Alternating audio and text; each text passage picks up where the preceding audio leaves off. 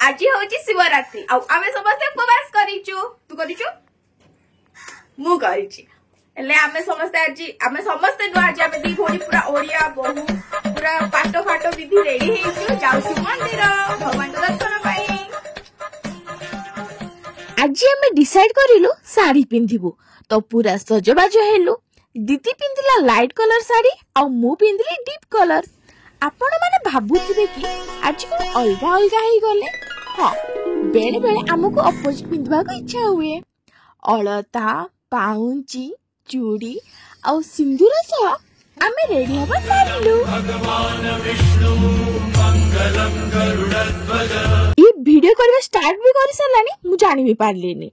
छाड़ंतु आमे सो परिवार बाहरिलु मंदिर को।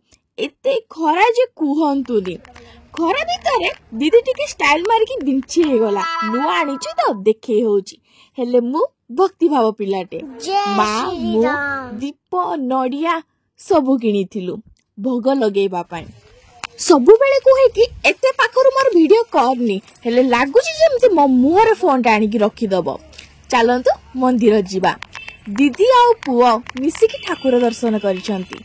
मा पुओ जोड़ी किते सुंदर ना। आज मा पुओर हाथ धरी चलुची काली सेही पुओ वृद्धावस्था रे मार हाथ धरी चलिबो। समस्त दीप धूप लगाई ठाकुर को निज इच्छा जनइलु निज निज दुख कहिलु।